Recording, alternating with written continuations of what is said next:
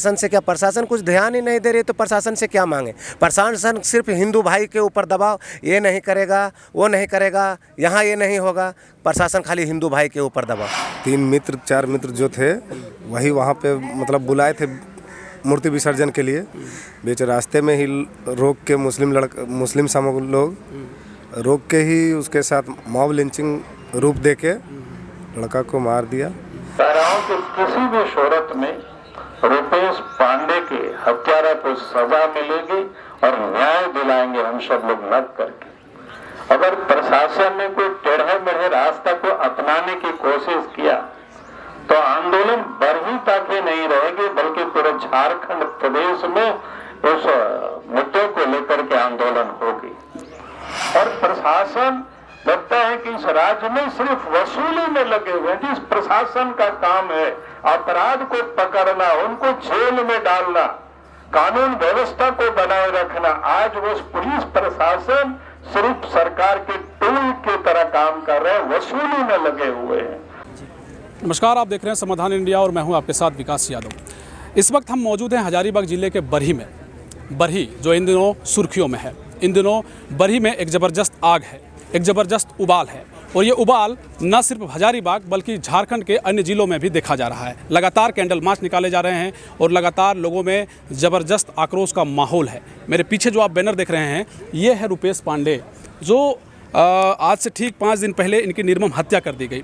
इस केस में बताया जाता है कि तकरीबन 27 लोगों को नामजद अभियुक्त बनाया गया है। साथ ही कई जो लोग हैं उस पर अज्ञात जो हैं FIR दर्ज हुए हैं। इसको लेकर के कल भी इस जगह पर जहां हम अभी मौजूद हैं, आपको बता दें कि ये रुपेश पांडे का घर है और आप मेरे पीछे देख सकते हैं कि यहाँ महिलाएँ जो हैं काफ़ी संख्या में मौजूद हैं। हमने जब इनके पिताजी से बात करने की कोशिश की रुपेश पांडे के, वो कुछ भी कह पाने में असमर्थ हैं। उनकी मानसिक स्थिति अभी आप समझ सकते हैं कि रुपेश पांडे इकलौता जो है वो बेटा था, इनका कोई अब वारिस नहीं है, कोई भाई नहीं थे उनके, तो ऐसे में वो कुछ भी कह पाने में असमर्थ हैं। उनकी माँ भी जो है सो काफ़ी ये दुख का समय है, शायद हम भी कुछ कह पाने में थोड़ा असमर्थ हो रहे हैं। लेकिन जिस तरह की ये घटना घटी है, जिस तरह से उबाल पूरे झारखंड में देखने को मिल रहा है, ये वाकई ही बेहद दुखद है, क्योंकि इस तरह की घटनाएं और भी जब भी घटी हैं लोगों में ज़बरदस्त गुस्सा देखने को मिला है।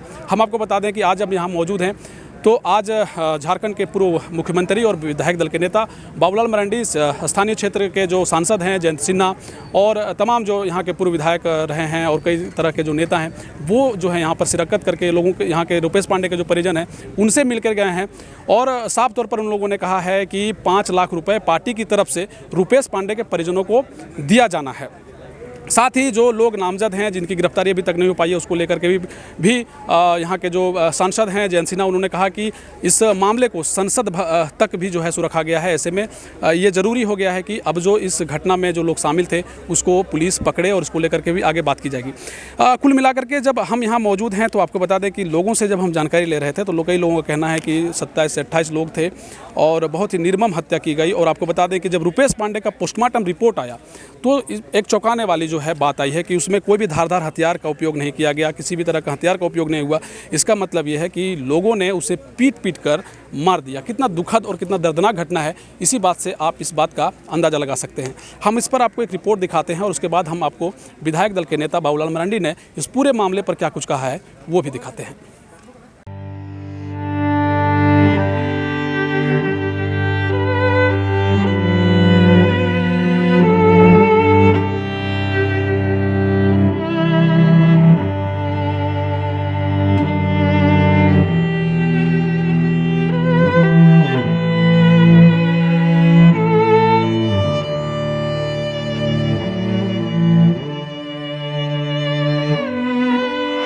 तो हमारे साथ अभी रुपेश पांडे के चाचा जी हैं। चाचा जी, आपका नाम क्या हुआ? नागेंद्र कुमार पांडे है। नागेंद्र जी, ये बताइए, बहुत दुखद घटना है और ये जो घटना हुई है अब पूरे झारखंड में उबाल देखने को मिल रहा है। खास करके गिरिडीह में भी देख रहे हैं कि कई लोग जो हैं लगातार कैंडल मार्च निकाल रहे हैं। आपके भतीजे को न्याय मिले, इसको लेकर के लोग संघर्ष कर रहे हैं। आज हम यहाँ जब पहुँचे हैं तो भाजपा विधायक दल के नेता बाबूलाल मरांडी यहाँ पहुँच रहे हैं। क्या लग रहा है कि 4 लोगों की गिरफ्तारी भी अभी हो गई, आज 6ठा दिन है, क्या कहते हैं आप? क्या कहेंगे हम, अभी तक तो कुछ भी कार्रवाई नहीं हो रही है, न मॉब लिंचिंग हो रहे हैं, ये सब कुछ नहीं हो रहा है। मीडिया लोग भाई आ रहे हैं, सब लोग खाली लेके जा रहे हैं। आज छठा दिन है, कल रघुवर दास आ रहे थे, उसका मोनोपोली में एक उसके पहले एगो कोई गिरफ्तार किए हैं, अभी तक कोई गिरफ्तार नहीं हो रहा है। इसका क्या है, हमें तो लगता है प्रशासन इस पर कड़ी कमान से ध्यान नहीं दे रही है। ध्यान नहीं दे रही है तो आप क्या कहेंगे? आपकी कल एक जब रघुवर दास आते कह रहे थे एक व्यक्ति की गिरफ्तारी हुई है। एक ही व्यक्ति को गिरफ्तारी हुई है, उसको दिखाने के लिए एक व्यक्ति को गिरफ्तार किया गया है रघुवर दास आने से। अच्छा, प्रशासन से अभी आप क्या मांगे? अभी प्रशासन से क्या, प्रशासन कुछ ध्यान ही नहीं दे रही है तो प्रशासन से क्या मांगे। प्रशासन सिर्फ हिंदू भाई के ऊपर दबाव, ये नहीं करेगा, वो नहीं करेगा, यहाँ ये नहीं होगा। प्रशासन खाली हिंदू भाई के ऊपर दबाव। आज यही उसका कांड हुआ रहता तो आज हिंदू भाई को गाँव में बास हो गया रहता, कितना को मर्डर हो गया रहता। लेकिन आज ये प्रशासन कुछ भी ध्यान नहीं दे रहा है, कोई कड़ी कमान से ध्यान नहीं दे रहा है। हजारीबाग ज़िले के अलावे अगर बात करें हम अन्य ज़िलों की, वहाँ लोगों में ज़बरदस्त गुस्सा है। रुपेश पांडे हत्याकांड के बाद लोगों में ज़बरदस्त उबाल है। कई नेता, मेरे पीछे आप देख सकते हैं कि यही रुपेश पांडे का जो है यहाँ घर है, वहाँ जो है कई लोग पहुँच रहे हैं। हालांकि यहाँ कुछ गाँव के लोग हैं, उनसे जानने का प्रयास करते हैं कि क्या नाम है भैया आपका? प्रदीप कुशवाहा। इसी गाँव के हैं आप? नहीं सर, तो कहाँ से हैं? बगल गांव के हैं। अच्छा, रुपेश पांडे को जानते थे? जानते थे। परिवार को जानते हैं? जानते हैं। और क्या कहना चाहेंगे उनके परिवार के लिए? उनके बारे में कहना चाहते हैं कि वो अच्छा लड़का था और उनके साथ न्याय नहीं मिल पा रहा है, अभी कोई ध्यान नहीं दे रहा। बुजुर्ग व्यक्ति यहाँ हैं, चाचा जी, क्या नाम है आपका? मेरा डोनू प्रसाद केसरी नाम है, घर करियातपुर है। अच्छा, इसी आप जानते थे रुपेश यहाँ पांडे के अच्छी तरह से जानते हैं, रुपेश पांडे जी को अच्छी तरह से हम जानते हैं। क्या कहेंगे? इनके परिवार वाले कह रहे हैं कि कुछ नहीं हो रहा है, आज छठा दिन हो गया और जी गलत करने वालों को फांसी की सजा मिलना चाहिए और इनको कुछ मुआवजा भी मिलना चाहिए। समझे नहीं, गरीब परिवार है और इनका जो सब जीवन, इसका खानदान का इसका नाम ही अनुसार मिट गया। मात्र एक ही लड़का इसका था और इसका खानदान का नाम ही अनुसार मिट गया। इस पर जो है सो विचार करना चाहिए और उचित विचार करना चाहिए। उचित विचार करना चाहिए। ज़रा सोचिए, इकलौता बेटा था रुपेश, अब इसके ख़ानदान में कोई वारिस नहीं। इकलौते बेटे रुपेश की जब हत्या हो गई तो लोग धीरे धीरे इसकी सुगबुगाहट समझिए कि पूरे झारखंड में देखने को मिल रहा है। क्या नाम है आपका? सूर्यकांत राय। कहाँ से हैं आप? पंचमाधव से। जानते थे रुपेश के परिवार? जी जानते हैं। क्या कहना चाहेंगे उसके लिए? रुपेश जी बहुत अच्छा लाल में होनहार विद्वान थे। हाँ। और उनको एक ही बेटा था, उनके पिताजी के नाम पता नहीं है। वो होनहार विद्वान थे, उनको जान करके हत्या किया। न्याय मिलना चाहिए, न्याय मिलना चाहिए। न्याय की गुहार लगा रहे हैं लोग, एकत्रित हो रहे हैं, ज़बरदस्त गुस्सा है। हालांकि हम आपको रुपेश पांडे के जो और जो चाचा हैं उनसे मिलवाएंगे, क्योंकि उनके पिताजी कुछ भी कह पाने में असमर्थ हैं। जब हमारी उनसे बातचीत हुई तो उन्होंने कहा कि हम कुछ भी नहीं कह सकेंगे। इसकी वजह आप समझ सकते हैं कि इकलौता बेटा जो अब इस दुनिया में नहीं है, उसकी पीट कर हत्या कर दी गई, निर्मम हत्या कर दी गई। और इस तरह की हत्याओं की खबर जब सामने आती है तो सवाल प्रशासन से उठते हैं और उसके बाद जवाबों का दौर बहुत देर से आता है, न्याय बहुत मिलने में विलम्ब हो जाता है। ऐसे में ज़रूरी है कि यहाँ के प्रशासन रुपेश पांडे के परिवार वालों को न्याय दे, साथ ही जो ये घटना हुई है उसको पूरी तरीके से पारदर्शिता के साथ लोगों के सामने रखे। क्योंकि आपको बता दें कि रुपेश पांडे की हत्या के बाद 2 दिन तक इंटरनेट की सेवा भी 4 जिलों में ठप कर दी गई थी। तो मेरे साथ जो हैं वो रुपेश पांडे के चाचा हैं अनिल जी और अनिल पांडे। अनिल जी, बेहद ही दुखद घटना है, हालांकि आपके भैया शायद हैं जिनके, तो वो उनसे तो बातचीत तो वो कुछ कह पाने में असमर्थ हैं। आप ही बताइए कि वो जो घटना हुई थी उसके बाद से देख रहे हैं काफ़ी उबाल है, कई लोग आप लोगों के परिवार, आपके परिवार से मिलने आ रहे हैं, कई बड़े बड़े नेता, कई लोग कई तरह की घोषणाएं भी कर रहे हैं, क्या कहेंगे? इसमें क्या कहेंगे सर, हम लोग देखिए, हम लोग जो भी है वो यहाँ के प्रशासन लोग जो है, प्रशासन लोग थोड़ा ढील दे रहे हैं। यहाँ 27 लोग नामजद है, उसमें 5 ही लोग को अभी गिरफ्तारी हुई है, जिसमें हम लोग मांग के 27 लोग का गिरफ्तारी हो, केस फास्ट ट्रैक पर जाए, स्पीडी ट्रायल हो। और यहाँ पे डीसी साहब, एसपी साहब और डीएसपी साहब और जो हमारे थाना प्रभारी हैं वो चारों यहाँ पे खड़े होके एक शब्द में बोले थे कि मॉब लिंचिंग का ही केस दर्ज होगा। लेकिन जो हमने केस दर्ज किया है, वो FIR किया है, उसमें मॉब लिंचिंग का धारा नहीं लगाए हैं।